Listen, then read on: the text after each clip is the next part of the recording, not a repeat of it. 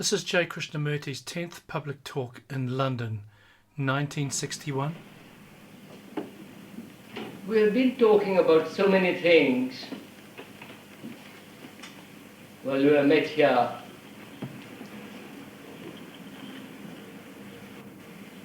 And I would like to talk this evening about the quality of the meditative mind.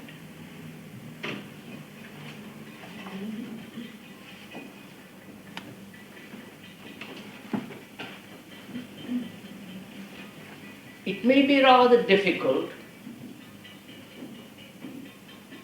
and rather complex and abstract. But if one goes into it thoroughly, not so much in detail,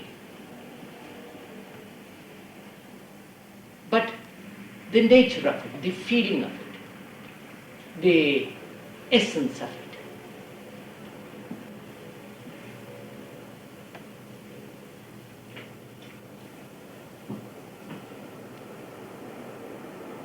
Perhaps then it will be worthwhile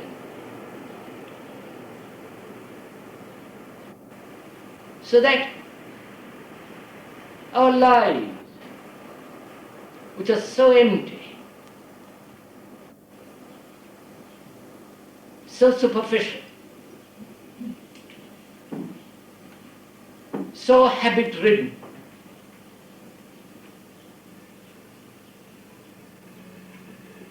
may somehow, without conscious effort and deliberate purpose, break through the shallow mind. That's what I would like to talk about this evening.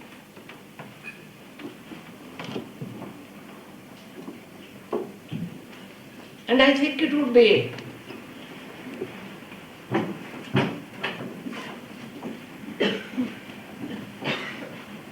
worthwhile, first of all, to realize for oneself how shallow we are.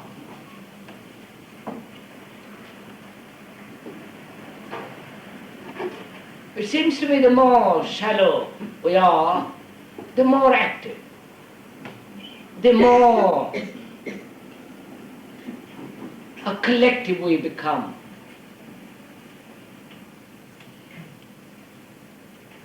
The more social reforms we indulge in. We collect works of art, chatter about so many things endlessly. And the more shallow we are, the greater the capacity for words and the things of the intellect.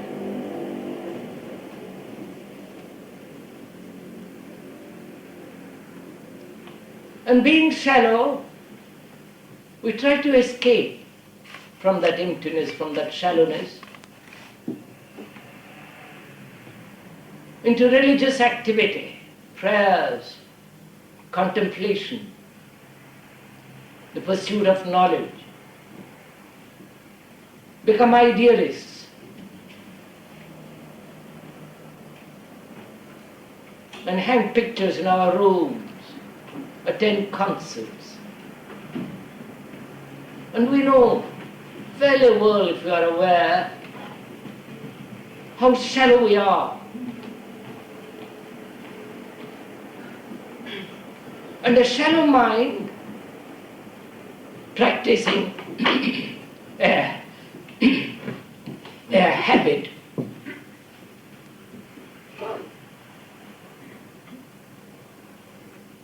or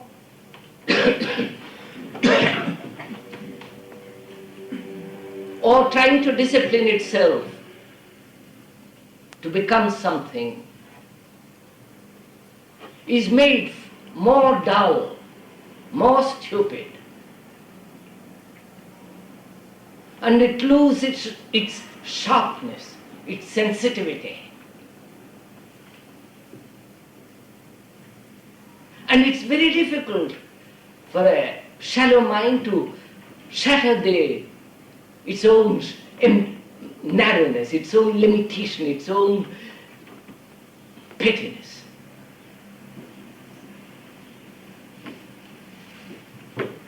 I don't know if you have thought about it. First of all, none of us think we are petty. We are shallow. Or that we are dull. Because knowledge, pictures, I don't mean cinemas, concerts, books, social activity fills our lives.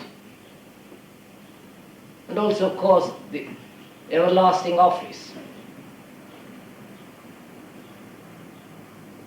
These things do make us dull. And when we do realize this dullness, this lack of sensitivity, we try to sharpen ourselves with words, with intellect, with the things of the mind. Now, I'm going to talk about something this evening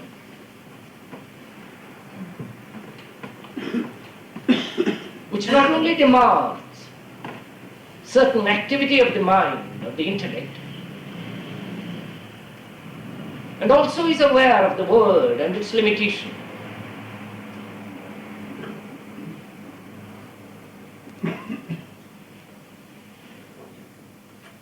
And perhaps if we can communicate with each other, not only verbally,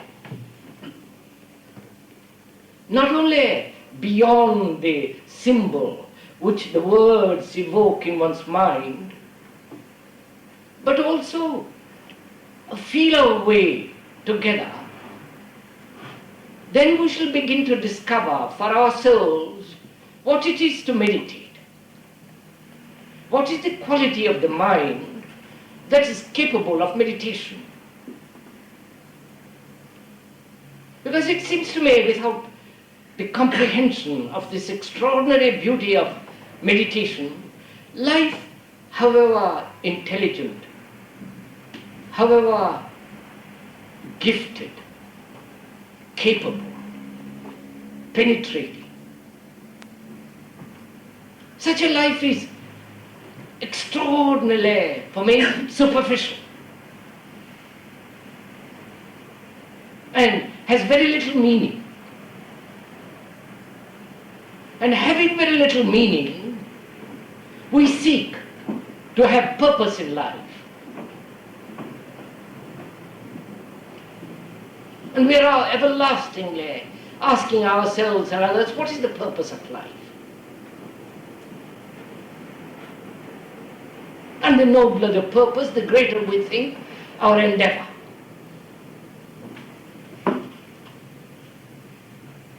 I think that's a wrong question altogether. There is no purpose. There is only a living beyond measure. And to discover that state which is beyond measure requires a very astute, sharp, clear, precise mind. Not a mind that's made dull by habit, however noble that habit is.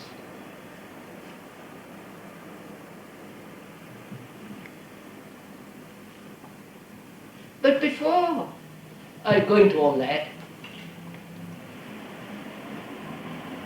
our lives are empty, shallow, and we are searching for an ideal.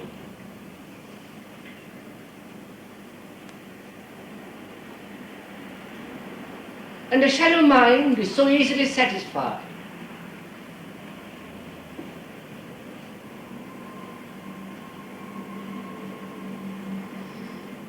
And it becomes discontented and follows a narrow groove.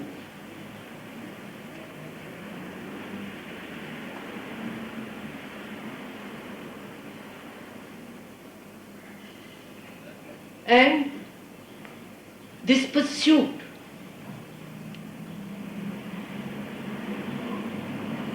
of something other than what is, the pursuit of what should be, is in essence the nature of the shallow mind.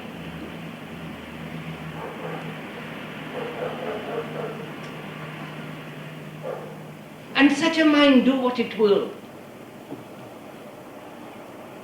Sit cross-legged, meditate upon its navel, or think about the supreme. Whatever it does will still be shallow, because the very source, the very essence of it is shallow.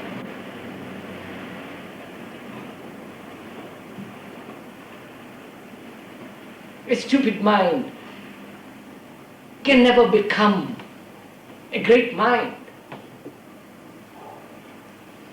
What it can do is to realize its own stupidity, and the moment it realizes itself what it is, not imagine what it should be, then there is a breaking down of stupidity.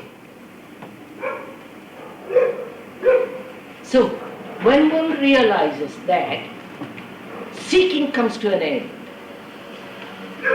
which doesn't mean the mind becomes stagnant.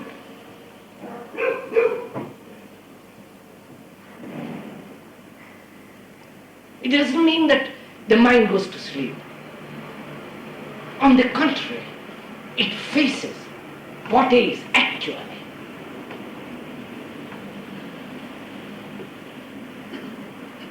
And the resolution or the solving of what is not the seeking, but the understanding of what is. Because after all, most people are seeking happiness, God, truth, love everlasting, a permanent abode in the heavens. It's rather difficult with all these rockets about.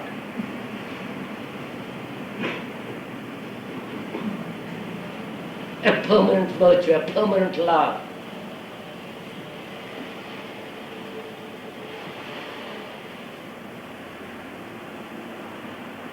And it seems to me, a mind that is seeking is a very shallow mind, a very superficial mind. And I think we ought to be a little bit clear on that point.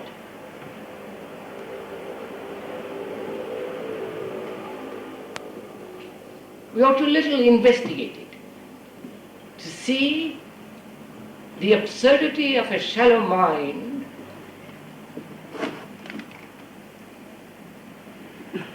and its activities, rather its absurd activities of a shallow mind.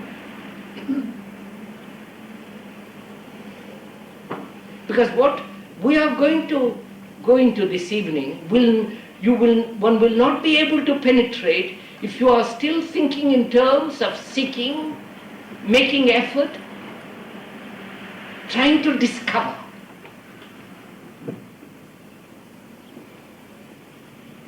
On the contrary, you need an extraordinary, sharp, quiet, still mind.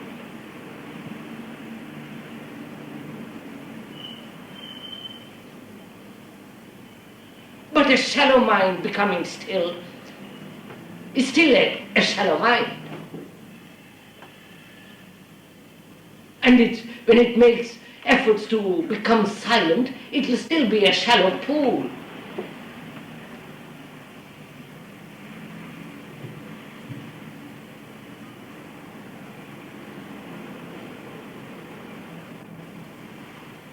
And when the petty mind, the mind that's so learned, so cunning, so superficial, because all effort is superficial. because it wants to get somewhere. The acquisitive pursuit of God, of truth, of some state which involves effort is the outcome of a mind that is limited, narrow, petty.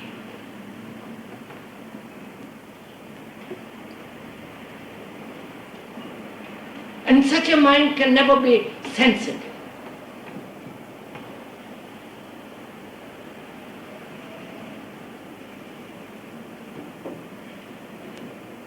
I think one has to face the truth of that.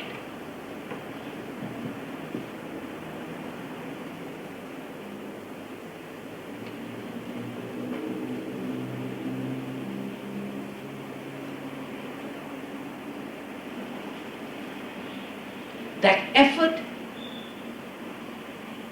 to be, to become, to deny, to resist, to cultivate virtue,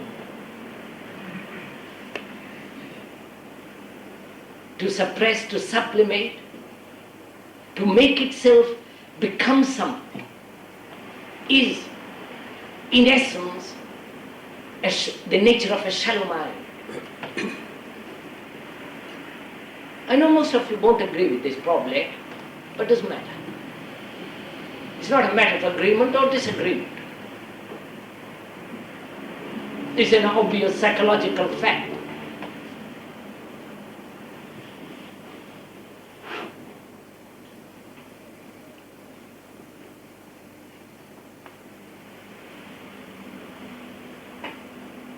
Now, when one really realizes it, when one is aware of it,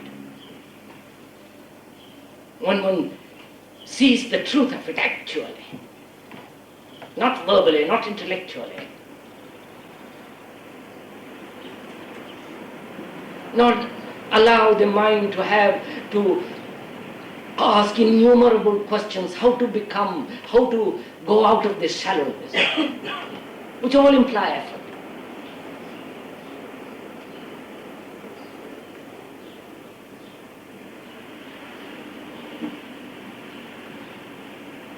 When one is actually aware of that,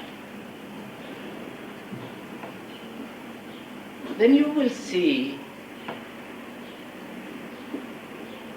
the mind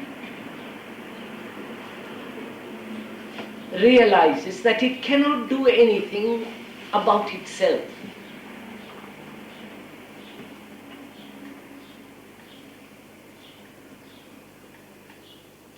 All that it can do is to perceive, see things brutally, ruthlessly, as things are, without distortion, without bringing opinions about the fact, to merely observe. And that is extremely difficult, to observe, because our minds are trained to condemn, to compare, to compete, to justify.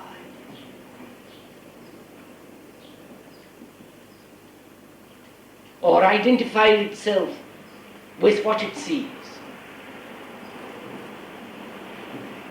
So it is never capable of seeing things exactly as they are.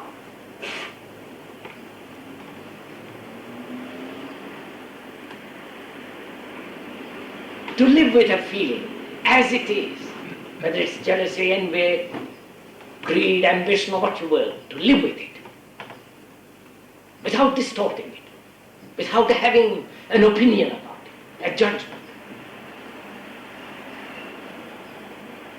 requires a mind that has energy to follow all the movement of that fact. Fact is never still. It's moving, living. But we want to make it still so as to capture it by opinion, by a judgment.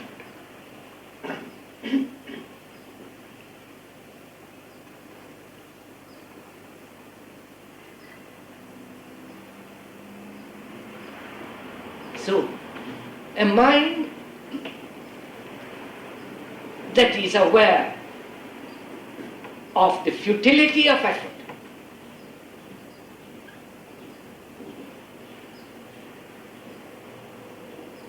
even in our education.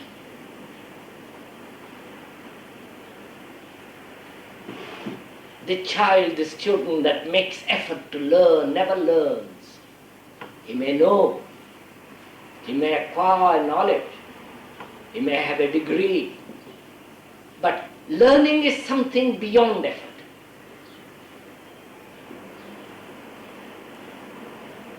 Perhaps this evening we'll be able together to learn without effort.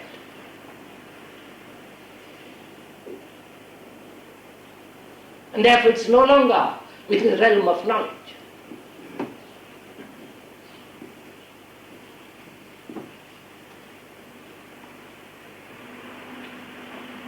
So a mind that is aware of the fact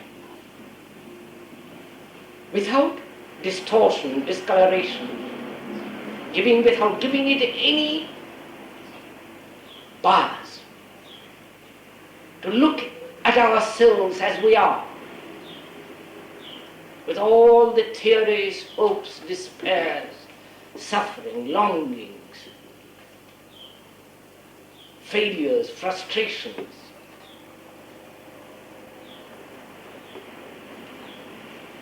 Makes the mind astonishingly sharp. What makes the mind dull is belief, is an ideal.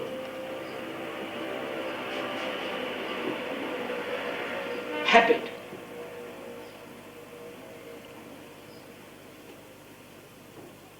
A pursuit of its own enlargement, of its own growth, as becoming or being something. But to follow a fact requires a very sharp, subtle, active mind. Because the fact is never still. I don't know if you have looked at envy as a fact and to follow it.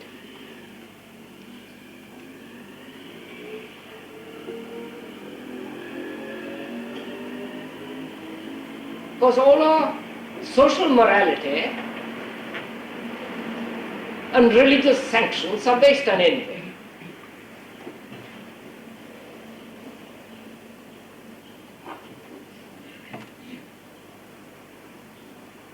From the archbishop down to the ordinary clergyman,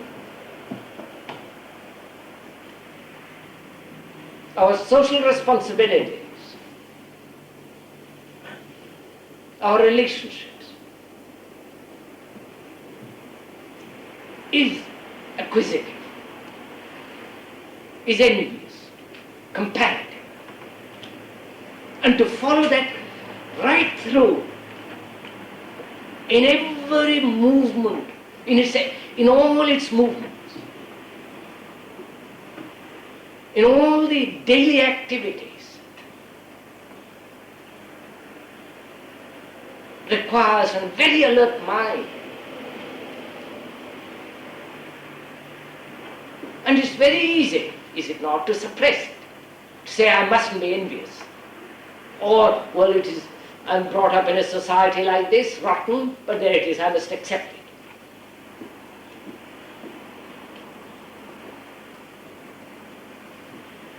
But to follow its movement, to follow every curve, every line, every nuance, subtle. The very following of the fact makes the mind subtle. I don't know.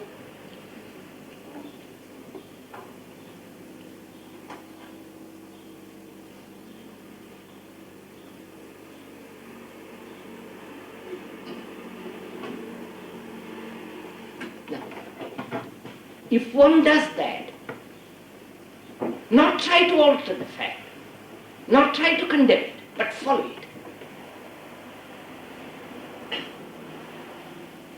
then there is no contradiction between the fact and what should be,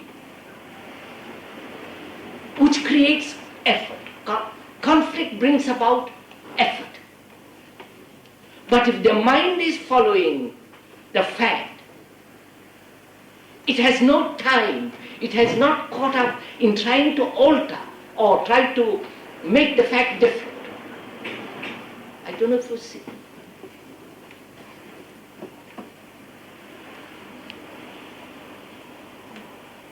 You know, again, this is a psychological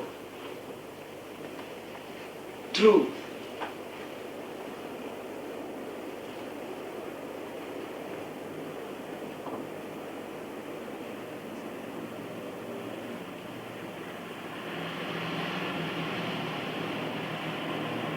So if one does that, if the mind is doing that all the time, night and day,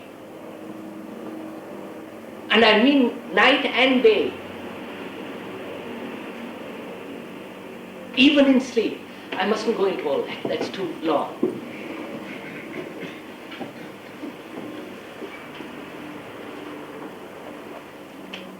Because the activity of a mind when the body is asleep is much more deliberate, purposive.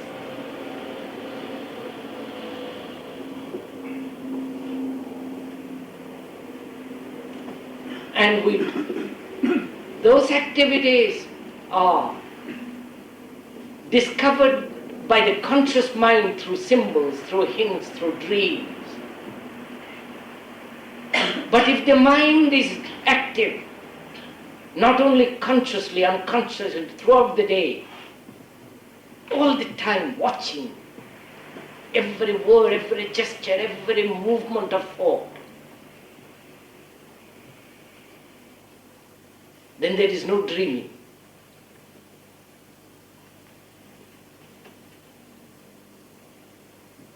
Then the mind can go beyond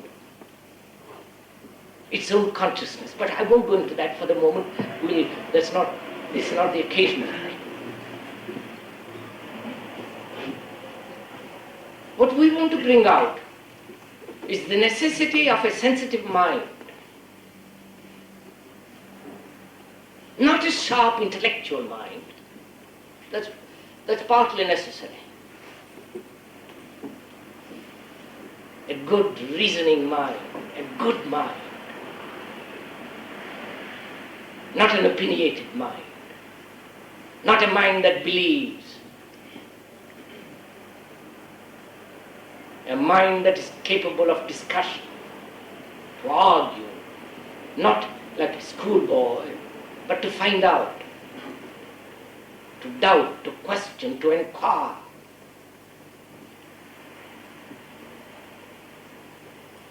Is a good mind. It is absolutely necessary to find out what truth, God, or whatever name you like to give to it. But sensitivity is essential.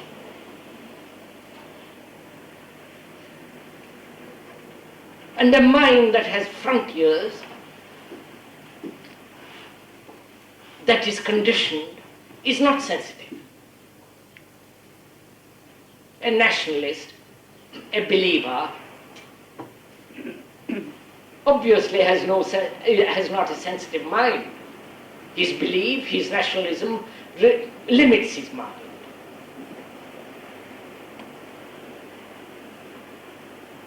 So, in following the fact the mind is made sensitive. The fact makes the mind sensitive, not you have to make the mind sensitive.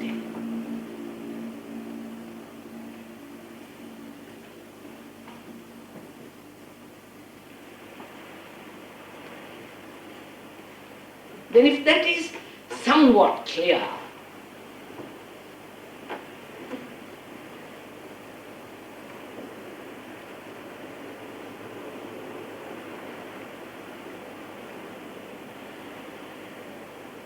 then what is the nature of beauty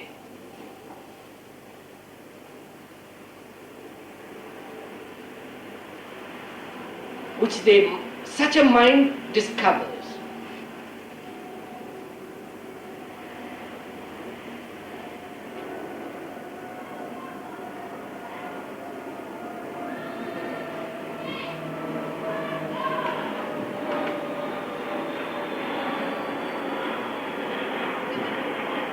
Beauty for most of us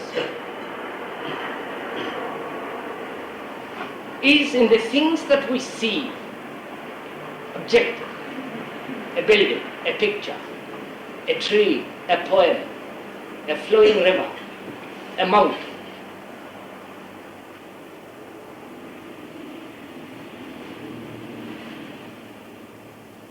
Or the smile on a lovely face.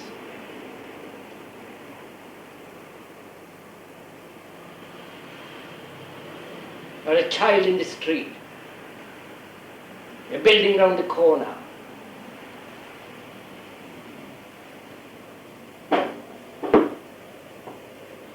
To us, beauty is in the things that we see. And the reaction to that, the denial or saying that's ugly, is part of this sensitivity for most of us.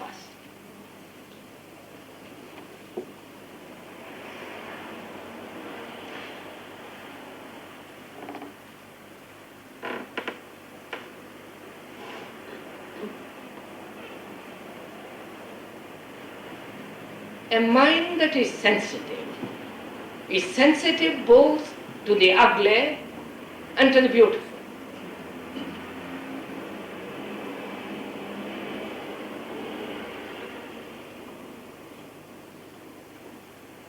And therefore, it is not in pursuit of what it calls beauty and the avoidance of what it calls ugly.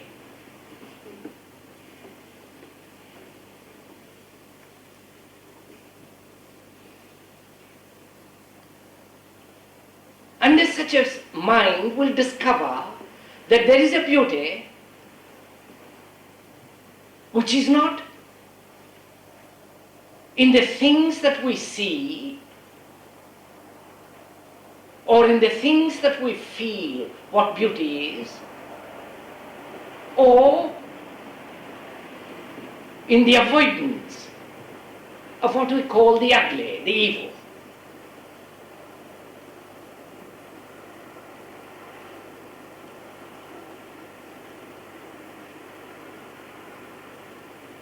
You know,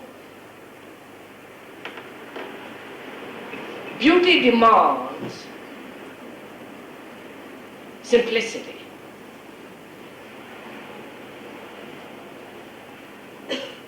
A really very simple mind, not a cunning mind, not a mind that's made simple, but a very simple mind that sees facts as they are is a very beautiful mind.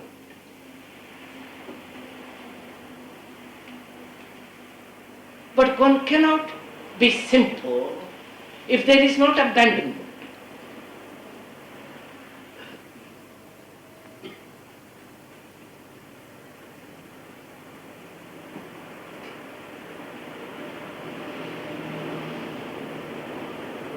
And there is no abandonment if there is no austerity.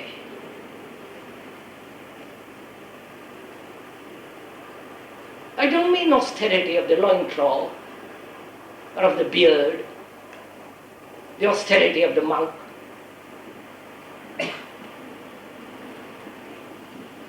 Or the austerity of 1 meal a day or no meal a day.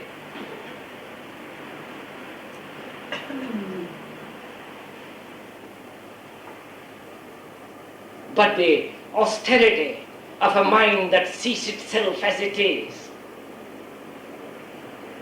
and pursues what it sees endlessly.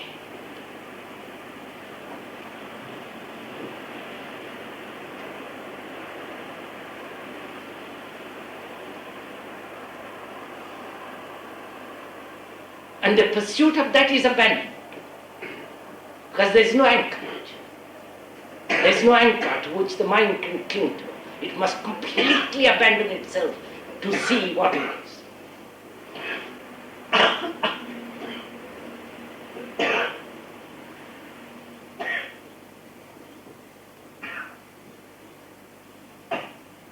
So,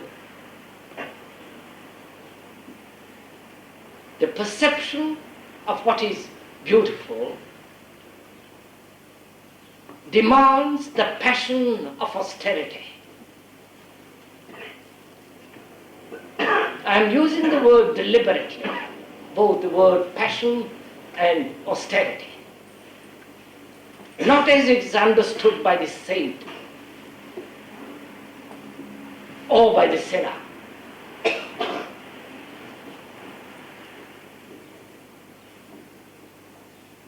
But you must have passion to see beauty.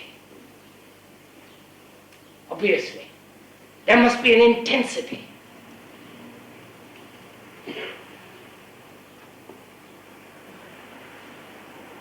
And a sharpness. And a mind that's made dull.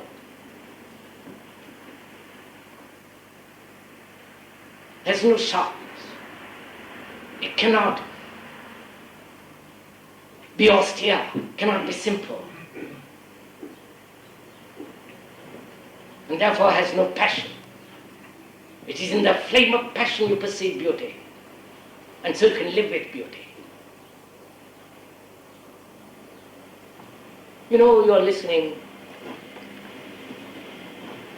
and perhaps to you all these are all words to be remembered, to be conjured up, to be felt later. There is no later. There is no in the meantime. It must take place now as we are discussing, communing with each other.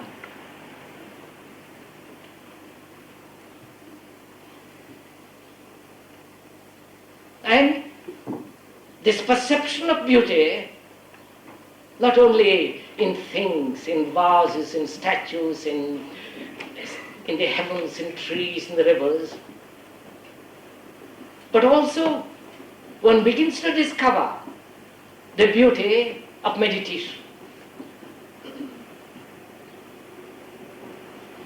And the intensity, the passion of a mind that's meditative.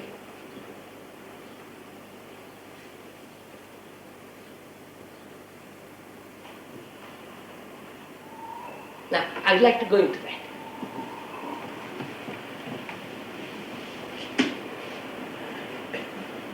Meditation is necessary to meditate. I'm going to explain what I mean by meditation.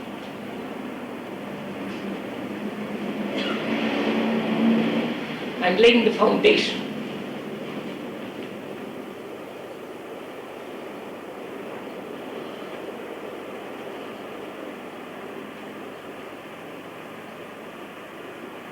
A mind that is capable of being silent.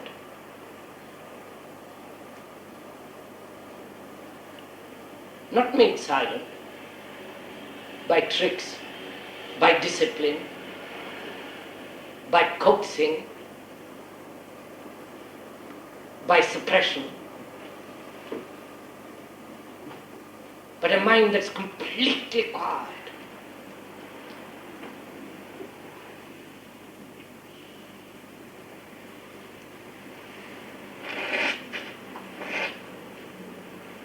That is absolutely essential for a mind that is in a state of meditation.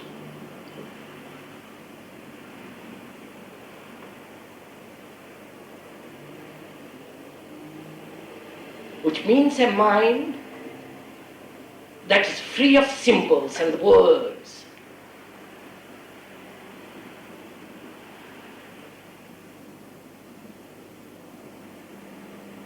Because the mind is slave to words.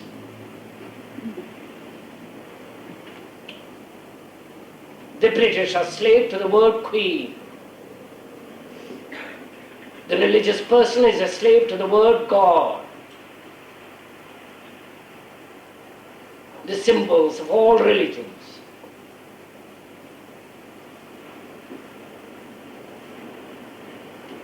A mind that is cluttered up with symbols, with words, with ideas, is incapable of being silent, quiet.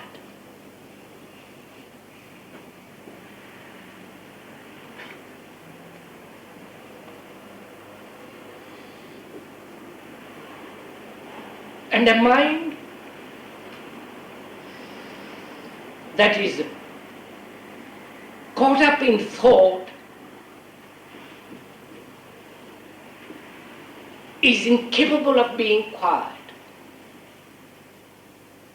I mean by quiet, not stagnation, not a blankness,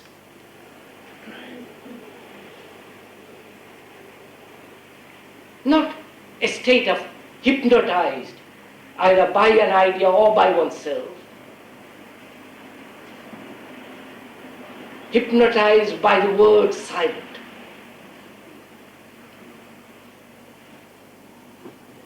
But one comes to that state of silence darkly, unexpectedly, without volition, without desire.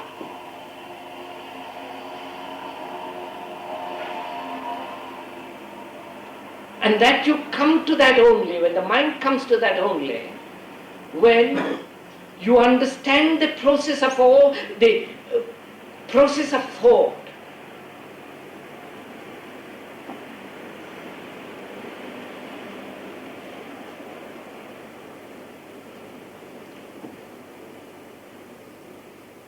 Thought is the reaction of memory.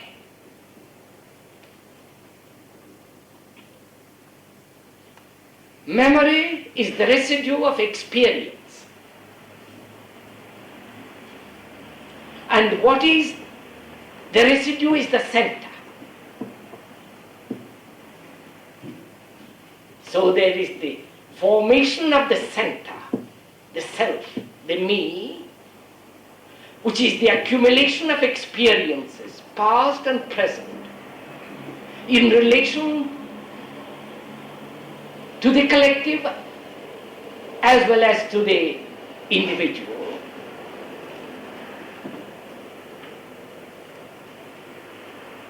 That center, which is the residue of memory, from which springs thought, if that center is not, if that process is not understood completely, which is the self-knowing. So, without self-knowing, consciously as well as unconsciously, the mind can never be quiet. It can hypnotize itself to be quiet. That is too childish, too immature.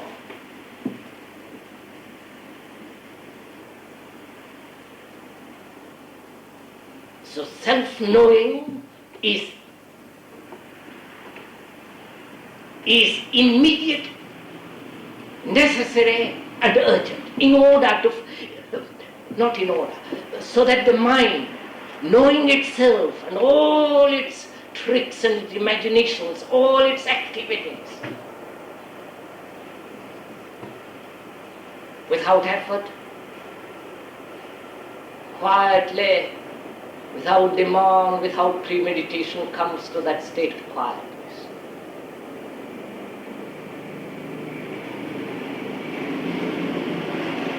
The knowing of oneself.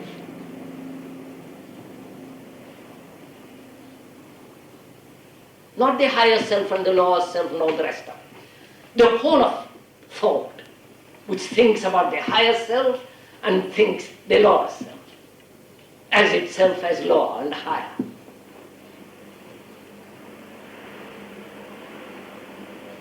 You know, in this movement of experience, memory, thought, and the center becoming the thought, memory, and experience, and the experience becoming memory and conditioning for experience. I hope you're following all this. If you observe yourself, you will see this. The center is never static. What was the center becomes the experience.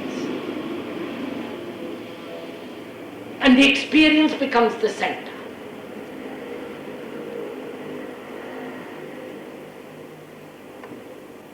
And the center is transformed into memory. It's like cause and effect. What was cause becomes the effect. And the effect becomes the cause. I don't know if you're... Am I making myself clear?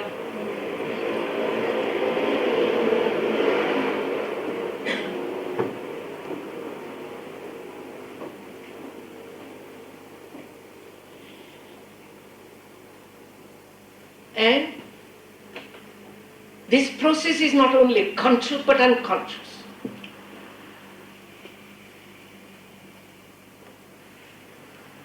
The unconscious, which is the residue of the race of man, whether it is the Western man or the Eastern man.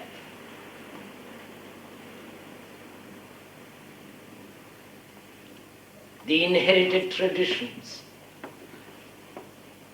those traditions meeting the present and transforming it into a particular tradition, into another tradition. The many layers of the unconscious. To be aware of all the movements of its movement requires a mind that is extraordinarily sharp and alive. And so, never a moment of seeking security, comfort.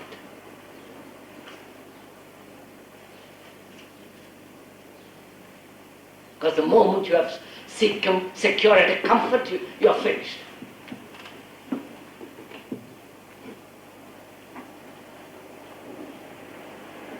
Then you are bogged down, then you are held. Then you are anchored.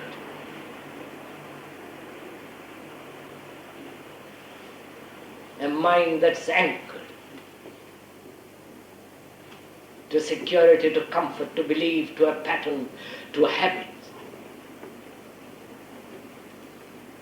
cannot be swift.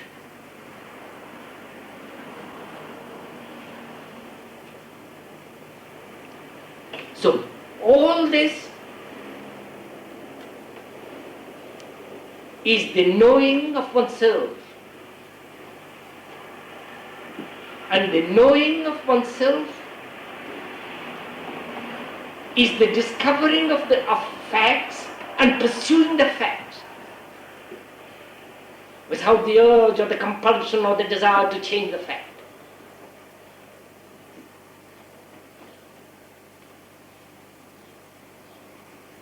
And that requires attention. There is attention is one thing and concentration is quite another thing.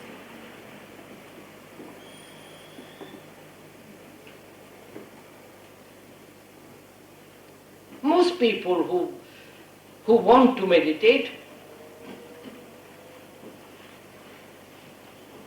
hope to gain concentration. Every schoolboy knows what concentration is.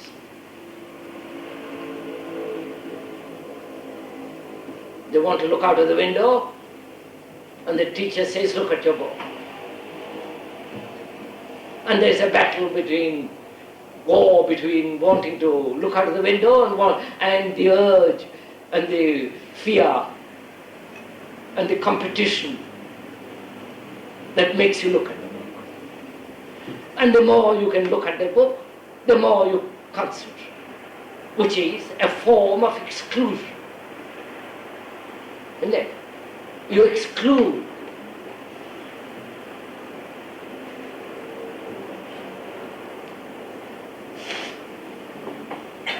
And so you, in that process of exclusion, you are limiting the mind, though it may become sharp, you are limiting the mind. Please follow what I'm saying. Don't accept or deny anything that I'm saying, but observe it.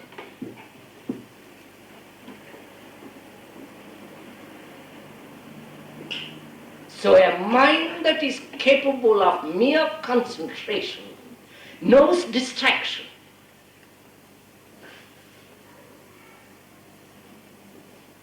Knowing distraction says, how shall I get away from distraction?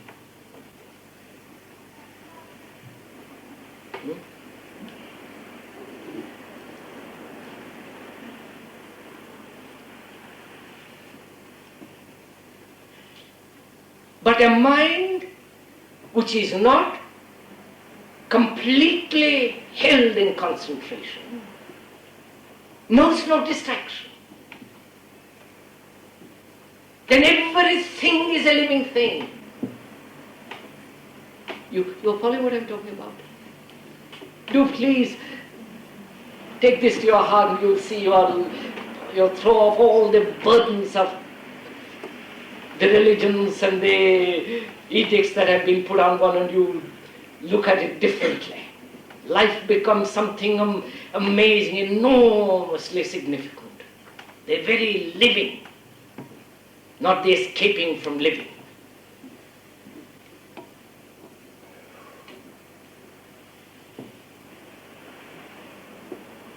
So there is a difference between concentration and attention.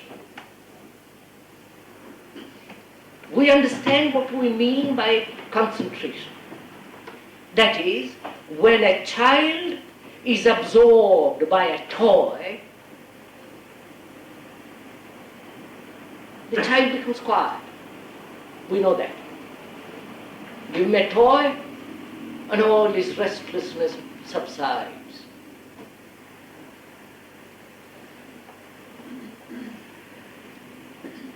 That's a form of concentration. The thing absorbs him. And that's what grown-up people do too. They have their toys. The masters, the saviors, the pictures.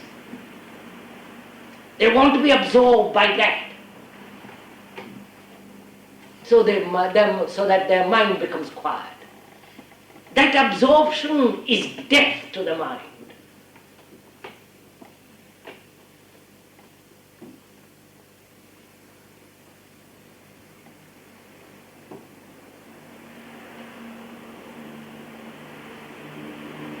We want to be absorbed by God, whatever that word is.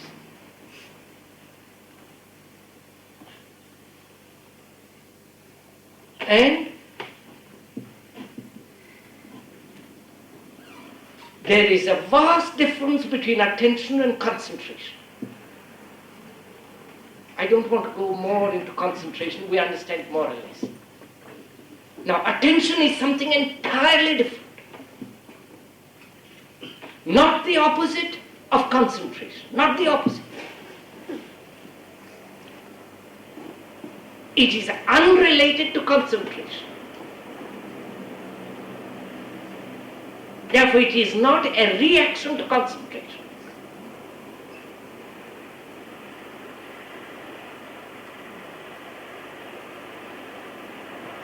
I mean by attention, when your mind is aware of every movement that's taking place within itself,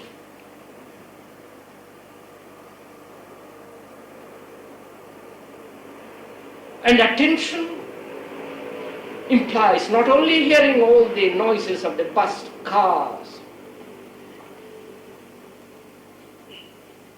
but also of what is being said and your reaction to what is being said. Without choice, but being aware, without frontiers.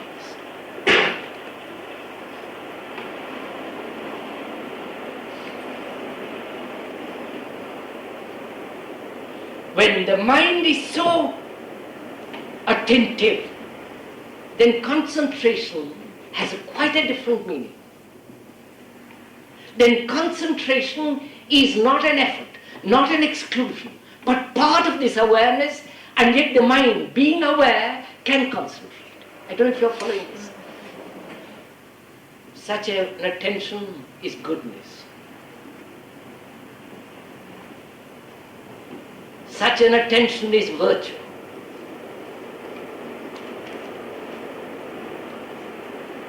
And in that attention there is love. And therefore, do what you will then, there is no evil.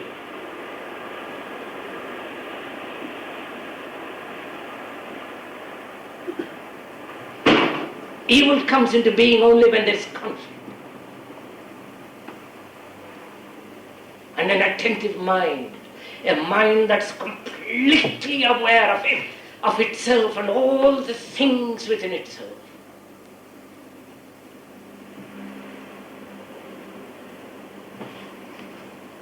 Such a mind is then capable of going beyond itself.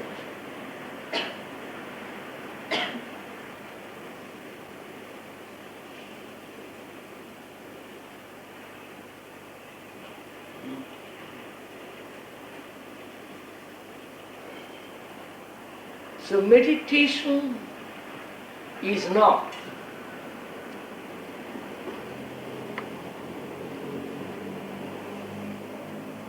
the knowing of how to meditate.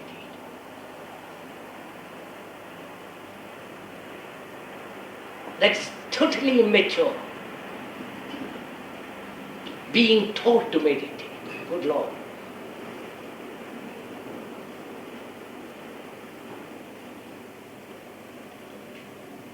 If you are taught to meditate, then it becomes a habit. And a habit makes the mind dull.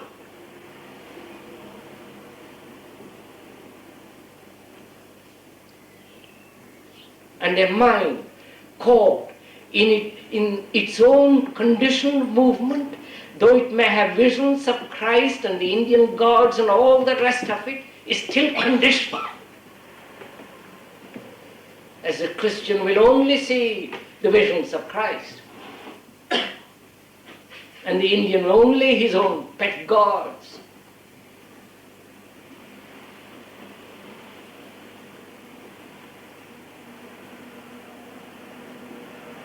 And a mind that is caught in visions is not a meditative mind.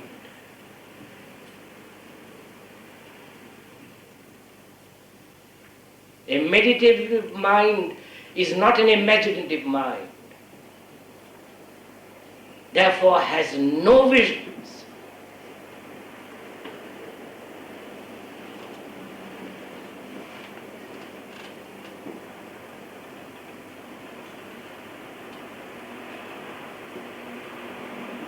So when the mind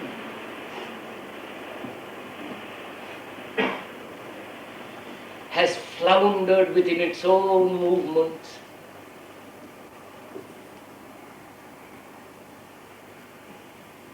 pursues the activity of its own thoughts, is in love with its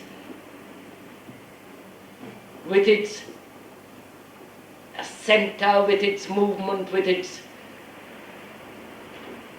experiences, then only it can follow.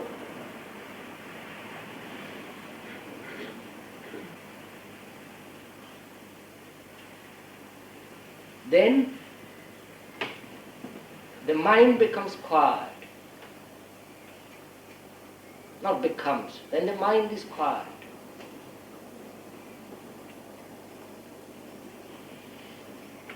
In that state of quietness,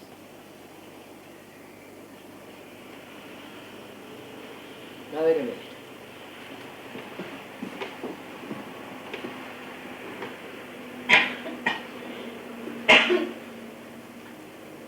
I can tell you verbally, the speaker can tell verbally what takes place. But that's of very little importance. I'll tell you why.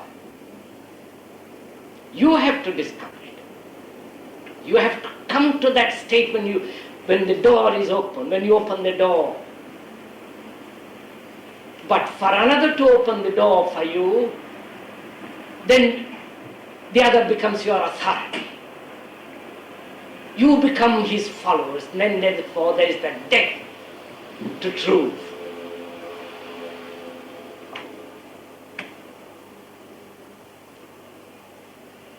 There is death to the person who says he knows, and there is death to the person who says, I want to know. Therefore, the craving to know breeds authority.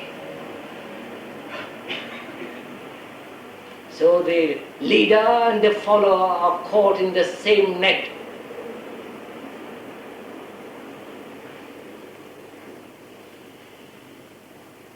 Now, we are going into this, the speaker is going to this, not because to convince you, to show you, to entice you or anything of that kind, because when once you understand this, you will see what relationship time and space has.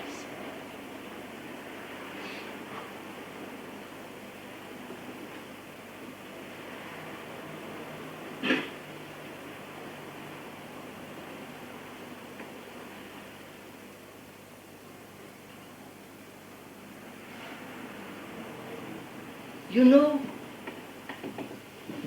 when the mind is completely without barrier, without limitation, it is full. And being full, it is empty.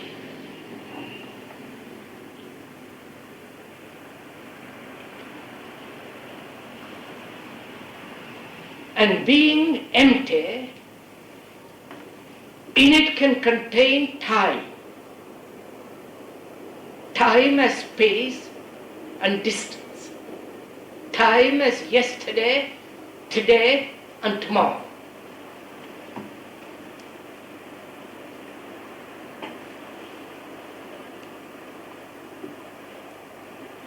But without that emptiness, there is no time, no space, no distance. Because of that emptiness, time exists, and therefore distance and space.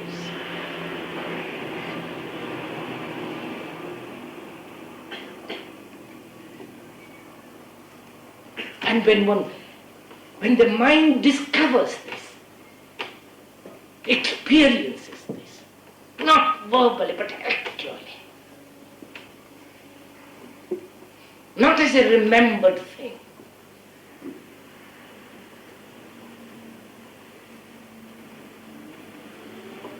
then that mind is creation. It knows what is creation, not the thing created.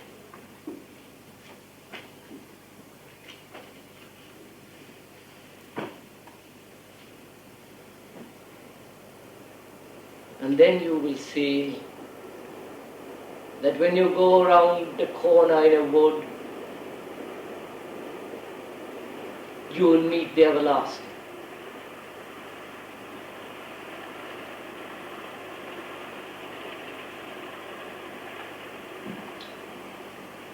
Not only in the wood, but round in a filthy street.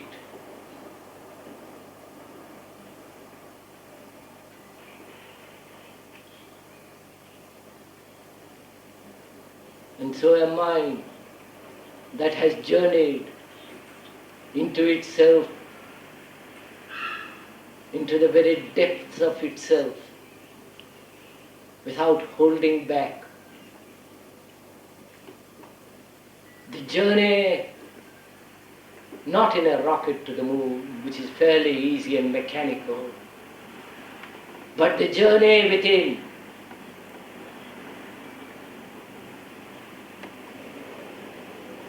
The inward look, which is not a reaction to the outer.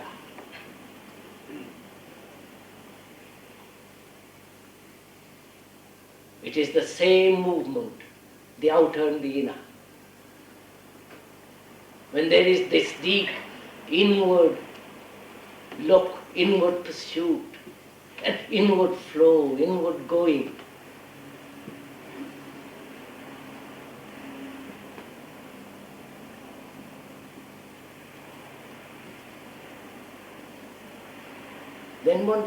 then the mind is not anything apart from that which is sublime.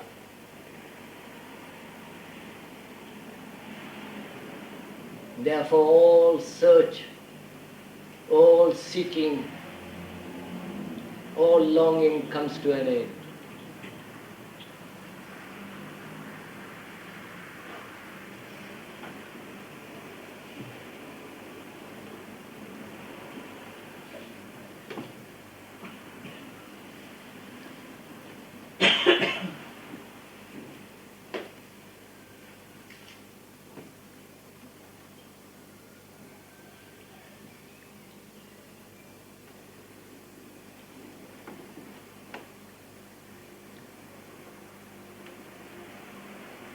We have 2 more talks next Thursday and Sunday morning.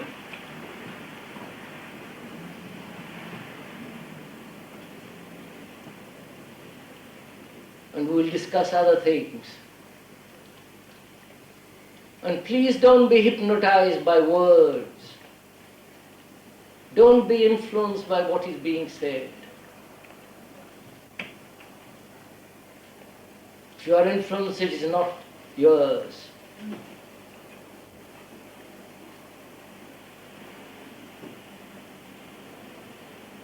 I don't mean yours as though it was something personal. If you are influenced, then you will not know what love is.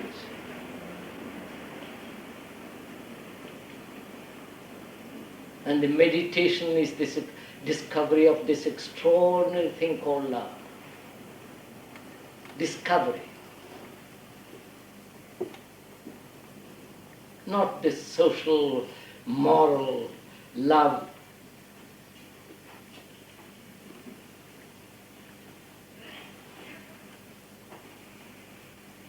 We'll talk about that perhaps next Thursday evening, the day after tomorrow evening.